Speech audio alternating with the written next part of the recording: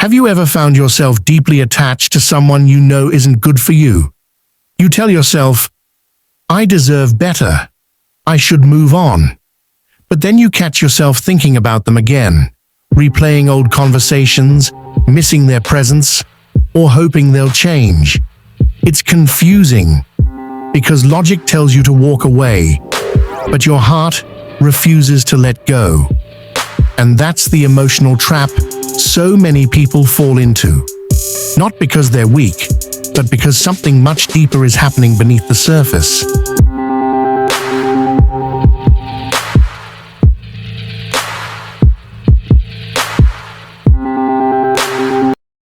Let's imagine a scenario. You meet someone who sparks something powerful in you. Maybe it's excitement, maybe it's intensity, or maybe it's the way they make you feel seen, at least at first.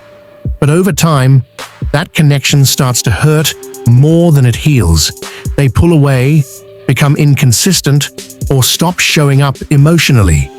Yet somehow, you feel even more drawn to them. You start to confuse intensity with connection, anxiety with passion, and chaos with love. And what keeps you stuck isn't always the person. It's the emotional pattern that person triggers inside you. If you've made it this far, it means this message is resonating, and we're so glad you're here. Give this video a thumbs up if you're finding value, and subscribe to Relationship Blueprint so we can get this video to more viewers out there. Thank you. Now, let's go deeper. 1. The psychology of emotional bonding. When you attach to someone, your brain releases powerful chemicals, especially dopamine and oxytocin. Dopamine gives you the rush of excitement when you get their attention, while oxytocin builds trust and bonding through closeness or intimacy. The problem is, when that attention becomes inconsistent, when they give, then pull away, your brain doesn't detach, it doubles down. It starts chasing that high again. This cycle is called intermittent reinforcement, the same psychological pattern used in addictive behavior. That's why it feels almost impossible to let go, because your brain is wired to seek the next emotional reward. 2. You're attached to the potential, not the reality.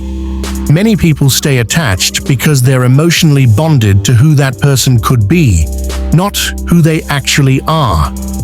You saw glimpses of warmth, vulnerability, or connection, and your heart built a story around it. You told yourself, if they can just get back to how they were in the beginning. But here's the truth. That version of them may have been temporary, or simply the part they wanted you to see. Staying attached to potential is like holding onto smoke. You're loving an idea, not a consistent reality. If someone's actions consistently hurt you, no amount of potential makes it worth staying. 3. Attachment wounds. Keep the cycle alive. Often, the people we cling to most strongly are the ones who trigger our deepest emotional wounds. Maybe as a child, love felt uncertain, you had to work for attention or approval. So when you meet someone who's inconsistent, your nervous system recognizes it as familiar. It's painful, but familiar. That familiarity can make dysfunction feel like chemistry. In reality, it's your inner child trying to rewrite an old story, hoping this time it ends differently. But until you heal the wound, you'll keep repeating the same emotional cycle with different faces. Sometimes your attachment isn't love, it's your past asking for healing. Fantasy versus emotional reality. One of the hardest truths to accept is that attachment often thrives in fantasy. You start imagining what the relationship could be. If only they changed. You create emotional meaning out of small gestures. A text, a compliment, a rare moment of affection, even when the rest of their behavior clearly contradicts it. But love isn't supposed to be confusing.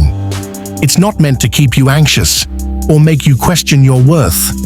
The moment you start explaining away their behavior more than you feel safe in their presence, your attachment has shifted into self-abandonment. And if you find yourself constantly justifying their inconsistency, it's not love holding you, it's hope. If you've made it this far, type in the comments, "I'll stop justifying one's inconsistent behavior." Once I see it, I'll drop a heart to show my appreciation. And don't forget to give this video a thumbs up. It helps more people find these messages. If you haven't yet, hit subscribe and join us here on Relationship Blueprint, where we decode love, connection, and emotional intelligence, one truth at a time. 5. Emotional detachment isn't coldness, it's clarity. Letting go doesn't mean you stop caring. It means you stop confusing pain with connection. Emotional detachment is not about closing your heart. It's about opening your eyes. When you detach, you stop waiting for them to validate your worth. You start giving yourself the consistency you always wanted from them. And that's when healing begins. When you realize that peace feels better than intensity. Detachment isn't rejection, it's self-respect. Food for thought. You might think, but what if they come back? Or, what if I'll never feel this way again? The truth is, you will feel love again, but it will be healthier, calmer, and more mutual. You'll realize that real love doesn't confuse you or make you question your worth. It grows slowly, it feels safe, and it doesn't disappear when things get real. Here's your take-home meal. What you're feeling right now, the attachment, the longing, the craving, it's temporary. It's your body and mind detoxing from emotional chaos. And once you stop chasing what hurts you, you naturally start attracting what heals you. So the next time you ask yourself, why can't I let go of someone who's wrong for me? Remember this, you're not broken, you're human. You were made to bond, to hope, and to heal. But love isn't meant to keep you in pain. The moment you choose peace over the pull of dysfunction, your real healing begins. And when it does, the version of you that rises will never settle for half-love again. If this message resonated with you, don't forget to give this video a thumbs up. It helps the channel reach more people who need to hear this. And if you're new here, welcome to Relationship Blueprint. Subscribe, and let's continue exploring the psychology of love, healing, and connection. Together, until next time, take care of your heart. It's the only one you've got.